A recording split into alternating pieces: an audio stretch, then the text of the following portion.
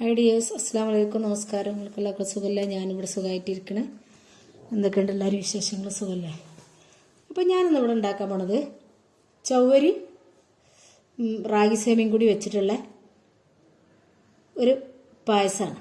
അപ്പോൾ അതിന് വേണ്ടിയിട്ട് ഒരു സ്റ്റീലിൻ്റെ ഒരു ചട്ടിയാണ് അടുപ്പത്ത് വെച്ചത്. ആകെ പുകഞ്ഞ് ശരിയായിരിക്കണം.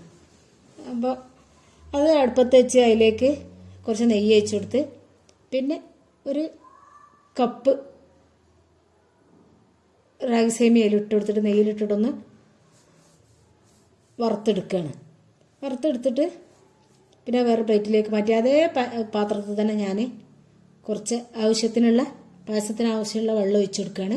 ആ വെള്ളം തിളച്ച് വന്നാൽ അതിലേക്ക് ഒരു 1/3 കപ്പ് നിറച്ചൊന്നുമില്ല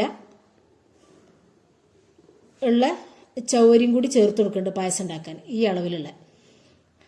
അപ്പോൾ അത് കഴുകി വൃത്തിയാക്കി കൊണ്ടുവന്നുകൊണ്ട് വെള്ളം തിളച്ചിൻ്റെ ശൈലിയൊക്കെ ഇട്ട് കൊടുക്കുകയാണ്. ഇതിൻ്റെ കൂടെ തന്നെ ഞാൻ ഉപ്പ് ചേർത്ത് കൊടുത്തിരുന്നു കേട്ടോ. ഇതിൽ വീഡിയോയിൽ കുടുങ്ങിയിട്ടില്ല. അപ്പോൾ പായസത്തിന് ആവശ്യമുള്ള ഉപ്പ് ഞാൻ ഈ സമയത്ത് ചേർത്ത് കൊടുത്തിട്ടുണ്ട്. പിന്നെ അത് നല്ലതുപോലെ തിളച്ച് വെന്തതിൻ്റെ ശേഷം അതിലേക്ക് ഞാൻ ഇതിലേക്ക് തിളച്ച് സേമി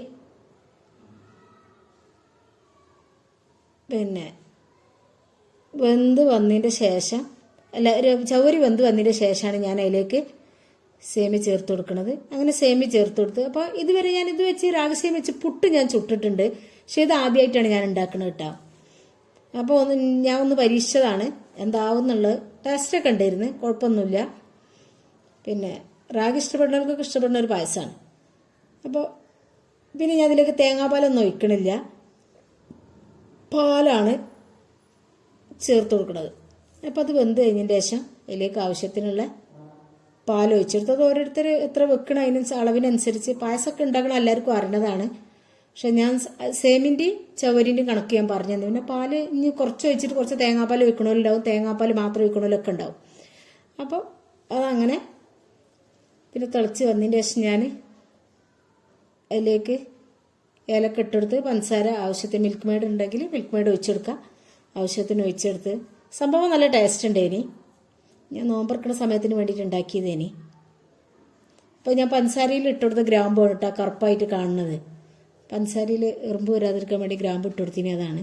അപ്പം പിന്നെ അത് അങ്ങോട്ട് മാറ്റി വെച്ച് പിന്നെ അതിലേക്കുള്ള അണ്ടിപ്പരിപ്പ് മുന്തിരിയൊക്കെ ഇട്ടിട്ട് മൂപ്പിച്ചെടുക്കണം. ഇതിൻ്റെ കൂടെ ഞാൻ ഒരു പഴംപൊരിയും കൂടി പൊരിച്ചിട്ട് എടുത്തിട്ടുണ്ടേനി. അപ്പോൾ നിങ്ങൾക്ക് എൻ്റെ വീഡിയോ ഇഷ്ടപ്പെടുകയാണെന്നുണ്ടെങ്കിൽ ഒരു ലൈക്ക് ഒന്ന് സപ്പോർട്ട് ചെയ്യുക. വീഡിയോ ഇഷ്ടപ്പെട്ട നിങ്ങളുടെ ഫ്രണ്ട്സിനും ഫാമിലിക്കൊക്കെ ഒന്ന് ഷെയർ ചെയ്ത് കൊടുക്കുക. സബ്സ്ക്രൈബ് ചെയ്യാതെ ആരെങ്കിലും കാണുന്നുണ്ടെങ്കിൽ പ്ലീസ് ഒന്ന് സബ്സ്ക്രൈബ് ചെയ്തും കൂടി സപ്പോർട്ട് ചെയ്യണേ.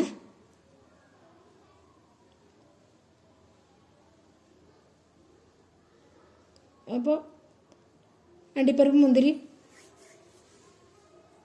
ഒക്കെ റോസ്റ്റ് ചെയ്ത് അതിലേക്ക് ഇട്ട് കൊടുക്കുകയാണ്. അപ്പോൾ കുറച്ച് നല്ല ലൂസായിട്ട് തന്നെ ഉണ്ടാക്കി വെക്കണം. ഇത് റാഗി സേമിയ ആയതുകൊണ്ട് നല്ല പെട്ടെന്ന് സേമി ഇട്ടാൽ തന്നെ കട്ടിയായിട്ട് വരും. പക്ഷെ അതിനേക്കാളും ഒന്നുകൂടി കട്ടിയായിട്ട് വരും ഇത്. അപ്പോൾ കുറച്ച് ലൂസാക്കിയിട്ട് തന്നെ പായസം ഉണ്ടാക്കിയെടുക്കുന്ന സമയത്ത് ലൂസാക്കിയിട്ട് തന്നെ. പിന്നെ ഞാൻ സോഡപ്പൊടിയും ബറ്റൊന്നും ചേർക്കാതെ ഒരു സ്പൂൺ തൈര് ചേർത്തിട്ട് മൈദയും ഗോതമ്പ് പൊടി അരിപ്പൊടിയും വെച്ചിട്ട് ഉണ്ടാക്കിയ ഒരു പഴംപൊരിയാണിത്. അപ്പോൾ ഇത്രയൊക്കെ തന്നെ വീഡിയോ ഉള്ളൂ. നിങ്ങൾക്ക് ഇഷ്ടപ്പെട്ടാൽ ലൈക്ക് തന്ന് സപ്പോർട്ട് ചെയ്യാൻ മറക്കല്ലിട്ടോ മക്കളെ. ഓക്കെ, അസ്സലാമു അലൈക്കും.